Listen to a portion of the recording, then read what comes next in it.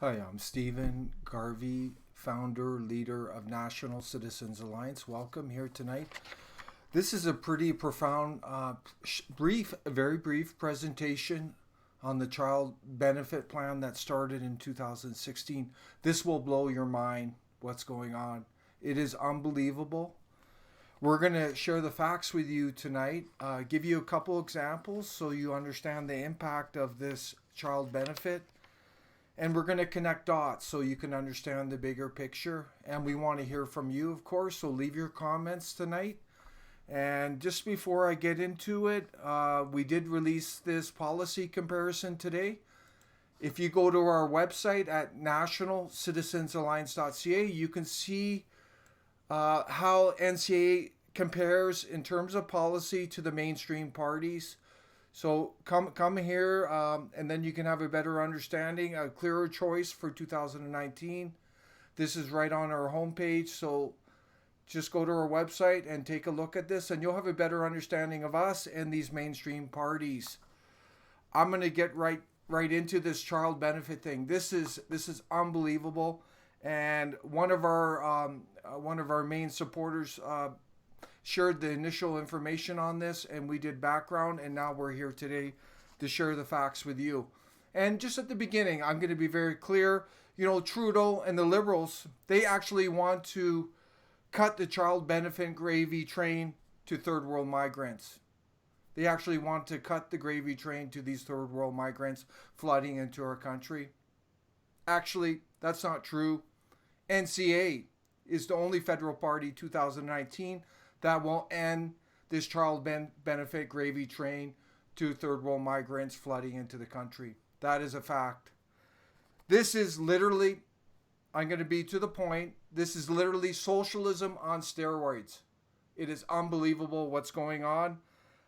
It's also connected to a concept, third world migrant populism. And this populism, this third world migrant populism, is spreading across Canada. And it's connected to Antifa, political correctness, and globalism. Globalism UN. And this child benefit gravy train, it literally encourages Canadians, newcomers, to not work while collect government handouts at home. It is unbelievable. Why work? One spouse, part-time job. The other spouse stays with your kids at home. No daycare costs. And the money just flows right in. Unbelievable. It's a massive tax burden on the Canadian people. And we're going to get into the numbers tonight. The bigger picture, we always try to connect to the bigger picture at NCA. In our humble opinion, this child benefit plan is connected to UN Agenda 2030, which Harper adopted in 2015, and it's being implemented across Canada on all levels of government. The reason we say that, there are 17 sustainable development goals in Agenda 2030. The first goal is no poverty globally. No poverty anywhere in the world. This literally is global communism, and what we're seeing in the child benefit is no poverty in Canada. Just flow the money out to everyone. Just flow it out. They don't have to work. That's what this is. Everyone's becoming dependent on handouts. It's very sad. It's a very controlled society when you're dependent on the government for your life. This is literally what's happening. It's very scary. This is also connected to something we did a video on a couple of months ago called Century Initiative. There's corporate globalists in Canada that are pushing for 100 million population by 2100 in Canada. A big proponent of this is the Desmarais family out of Montreal. They are the power corporation of Canada. They've had strings on every prime minister since 1970. Obviously, Bernier is connected to them. They're based out of Montreal. These are a globalist corporation. They support UN Agenda 2030, etc., etc. They're behind this because it's fueling all this mass immigration. And then these people coming in, the newcomers, are getting all these handouts to produce more and more kids in our country. That's what's happening. This is all connected. And Kenny, Ford, we just put out a video. They want to flood rural Ontario and Alberta with third world migrants. This is a fact. Do your research. They're in on it. Kenny wants to bring 10,000 third world migrants a year into rural Alberta every year. Flood rural Alberta. It's unbelievable. There's nothing about retraining Canadians. There's a lot of unemployed across the country, yet they want to bring all these migrants in. This is all connected.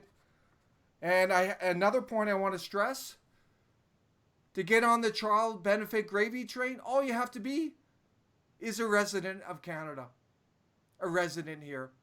You don't have to be a permanent resident or a citizen. You just have to be a resident. And then you're on the gravy train. And, what's interesting here, I'm going to get into it. Traditional Canadians, there's a lot of common sense in traditional Canadians. They're not going to have more kids than they can afford to have. But the fact is, the third world migrants coming in, they don't care. They're going to have 5, 6, 7, 8 kids. Doesn't matter. They come from countries completely overpopulated. And that's what's happening in Canada. It's unbelievable. So here's a quick video I want you to see. And I have to give the government of Canada credit. At least they're honest in the video. This is all about cash. Throwing cash at these families. And here's the video here. The Canada Child Benefit has been putting more money in the pockets of hard-working Canadian families every month since 2016. Starting July 2018, the CCB will be strengthened to keep up with the cost of living. This change will give parents even more money each month to help pay for things like sports programs, music lessons, and back-to-school clothes. And it's tax-free. So when your family files their tax return, there's nothing to pay back.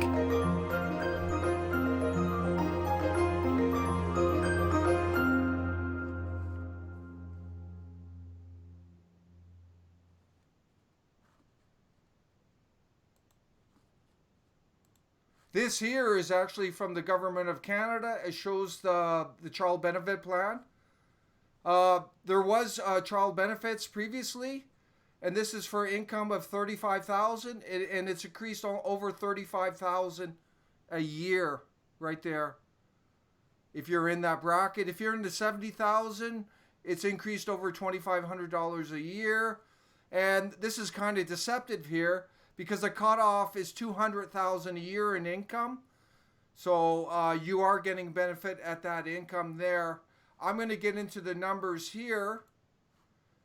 This is unbelievable. This child benefit plan is costing the Canadian taxpayers $23 billion over 5 years. And there's an additional $5.6 billion that's going to be added on from 2018 to 2022. 2023. There's no tax on the child benefit income, so whatever money these people or Canadians are getting, they get 100% of it.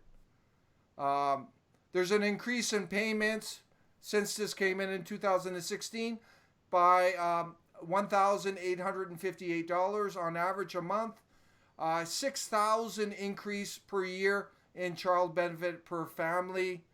Provinces are paying up to probably more, $400 million increase in benefits. Like I said, you just need to be a resident of Canada and have children under 18 years of age. Please note, 4 out of 5 newcomers to Canada are from the third world. And this is 2 examples. This will show you what's going on. It is unbelievable. So this is based on Alberta, but it's very similar to the other provinces. So in this scenario, we have a single mother with 2 children. This mother, she has an earned income of $25,000. She receives annual child support payments of up to $36,000. So she has a total annual income of $61,000. But then all the child benefits kick in. In Alberta, there's climate so-called leadership.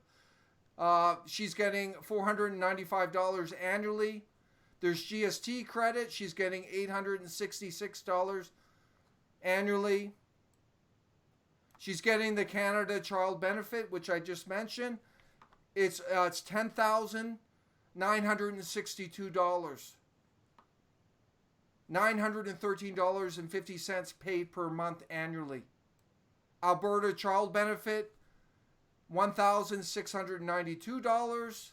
Alberta Family Employment Tax Credit, $872.52. So the total annual tax credits for this mother and two children is almost $15,000 a year. As I mentioned, her total income is $61,000 before any tax credits.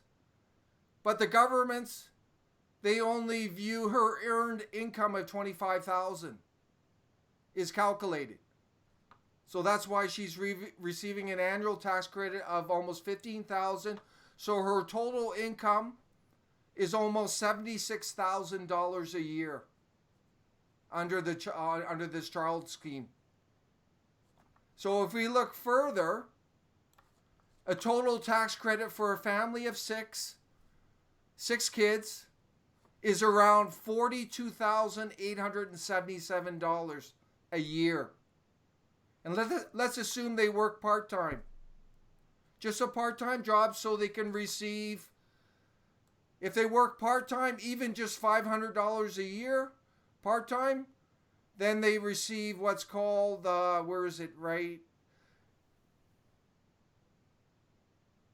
Alberta Family Employment Tax Credit. So they would receive that additional almost $1,000. So let's assume they work part-time, one of them, in the family. So they have a total income of almost $70,000. With almost $43,000 is handouts from the government. So let's say there's 8 kids. They're going to get over $80,000 in government handouts. $80,000 in government handouts. And like I said at the beginning, the Canadian ethos, only have the number of children you can afford. Only have the number of children you can afford. Can you see the numbers? This is insane. It's costing billions. It's encouraging many Canadians, newcomers, residents, to live off the government, live off the taxpayers, and not work. It's unbelievable. No wonder third world migrants love Canada. No wonder. This is not sustainable at all. It's wrong, and I'm just going to go further into this. But our solution to this is to scrap the child benefit. Also, we will cut the tax burden on Canadians, including the carbon tax. Most importantly, we will implement a financial plan to encourage larger traditional families in the spirit of protecting and enhancing Canada's traditional identity, heritage, and cultural norms. We're going to release this plan closer to the election. We've had other parties plagiarizing our stuff, so we're careful what we're releasing.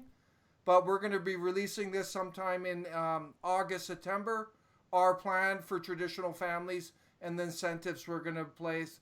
But come on, everyone. This is not sustainable. This is absurd. The government is paying people to stay at home. Why is there no accountability for people wanting to have kids? That's the way it used to be in Canada. You only have kids that you can afford. This is unbelievable. This is unsustainable. It just does. It's just all about government handouts, control, votes. And I have to put this in context further. The federal debt is growing and growing and growing. It's now $686 billion and growing, over 1 trillion market debt. And they just keep spending more, handing out money. Since 1968, the Liberals have added $214.9 billion to the federal debt. The Conservatives have added $458.9 billion. Combined, these mainstream parties have added over $663 billion to the federal debt since 1968. We stand in full opposition to these mainstream parties. Please share this message. Thank you for joining.